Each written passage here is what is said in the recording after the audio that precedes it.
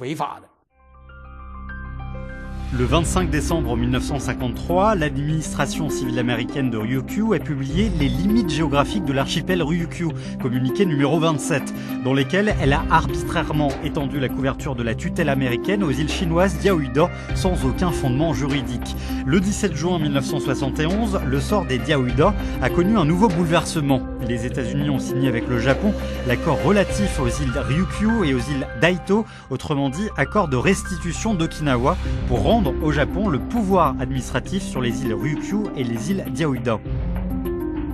Le 30 décembre 1971, le ministère chinois des Affaires étrangères a publié une déclaration solennelle. L'inclusion par les États-Unis et le Japon des îles chinoises Diaoyuda dans les zones à rendre dans leur accord de restitution d'Okinawa est complètement illégale et ne modifie en rien la souveraineté territoriale de la République populaire de Chine sur les Diaoyuda.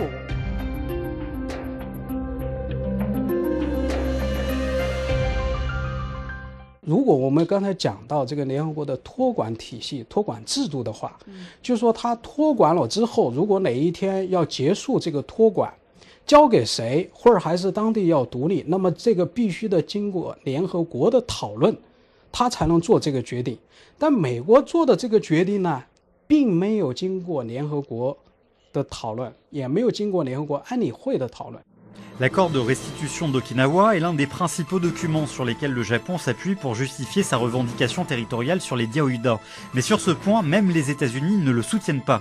En octobre 1971, l'administration américaine a déclaré « Les États-Unis estiment que la restitution au Japon du pouvoir administratif sur ces îles qu'ils avaient obtenu de celui-ci ne porte aucun préjudice aux revendications souveraines concernées. Toute revendication litigieuse sur ces îles relève des affaires qui sont à régler entre les protagonistes. » En novembre de la même année, au moment de la ratification par le Sénat américain de l'accord de restitution d'Okinawa, le département d'État américain a déclaré que les États-Unis adopteraient une position neutre, sans prendre parti pour l'un ni pour l'autre, quant aux revendications territoriales antagonistes de la Chine et du Japon, bien qu'ils aient restitué au Japon le pouvoir administratif sur ces îles.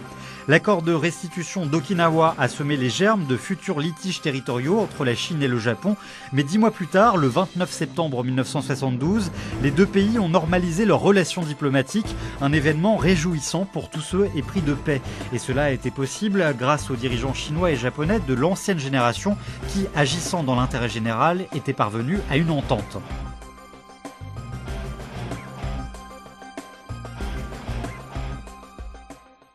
我们叫钓鱼，这个名字就有叫法不同，这一点的双方确实有不同的看法。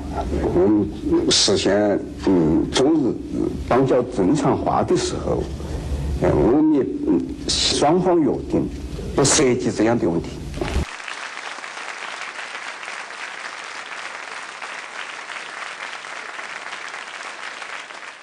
在1978年10月25日，在日本的俱乐部接受这个大批日本记者的采访，谈及了有关钓鱼岛问题是怎么处理的，在这个背景下呢，做了一番表述。当时呢，讲完话之后全场鼓掌，没有任何的反对意见。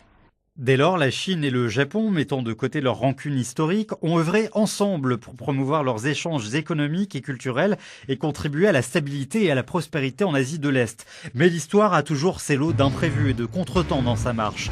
Les nationalistes japonais n'ont cessé de créer toutes sortes d'incidents sur la question des Diaoyuda, jetant ainsi une ombre sur les relations sino-japonaises. Face à ces provocations, le gouvernement chinois s'est gardé de toute réaction radicale. Il a choisi de réaffirmer sa souveraineté sur les Diaoyuda par voie législative et à travers des actions légitimes.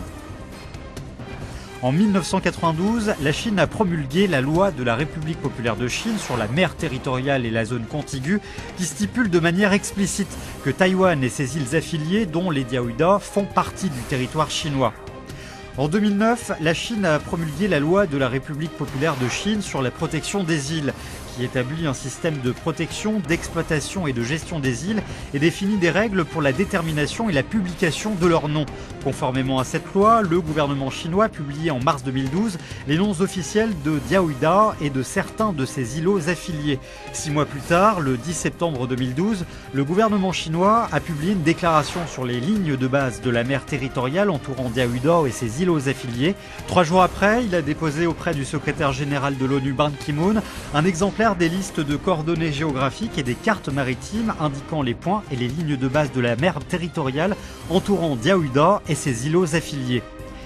Les navires chinois de surveillance maritime effectuaient des patrouilles permanentes dans ces eaux avant même que la question des Diaoyuda ne suscite l'attention internationale.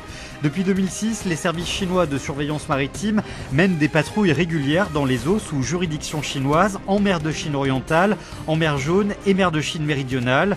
Un système de patrouilles régulières sur l'ensemble du territoire maritime a été mis en place pour faire respecter la loi et défendre les droits maritimes du pays.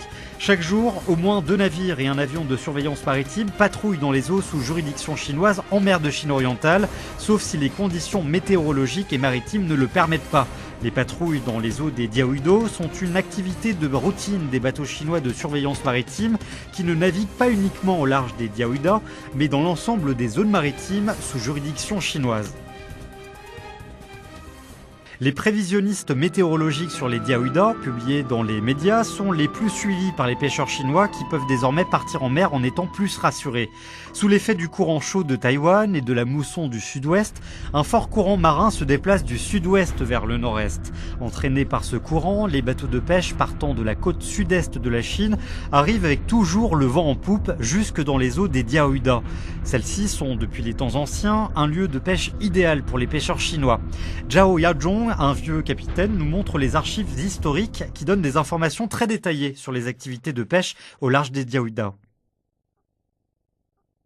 每天一张，哪一条船在哪一个位置，我下几网，每网的是产量情况都是记在里边。钓鱼岛也跟我们是大陆附近的岛屿没有什么区别，等于像我们农民种自留地一样，到自己家里那个自留地里边挑点青菜啊，什么东西很方便的。当水手的到那边这么好的产量，感到相当激动，而且那边到了晚上。 像一个灯火，像一个小上海一样，不但是我们公司的船，而且是全国各地的船，包括是香港的，包括我们是那个是南海的，都在一起抓那个马面鱼。 Yu Kwang-jun est un pêcheur ordinaire. Lorsqu'il était jeune, il allait souvent pêcher au large des Diaoyuda. À l'époque, il était l'un des rares pêcheurs à posséder un appareil photo. 当时呢，离钓鱼岛已经很近了，0.3海里，可以跳上去了。我们当时看到呢，绿叶葱葱，它那个树都有碗口那样大树。我们离钓鱼岛3海里的时候，就发现钓鱼岛的鸟都飞起来了，黑压压的一片，当时很激动。这个就是我，当时好年轻的，当时我还只有28岁，后面就是王伟宇。 Pêcher dans les eaux territoriales de son pays, cela va sans dire pour un pêcheur. En dépit des disputes incessantes, personne ne peut changer l'histoire et les faits.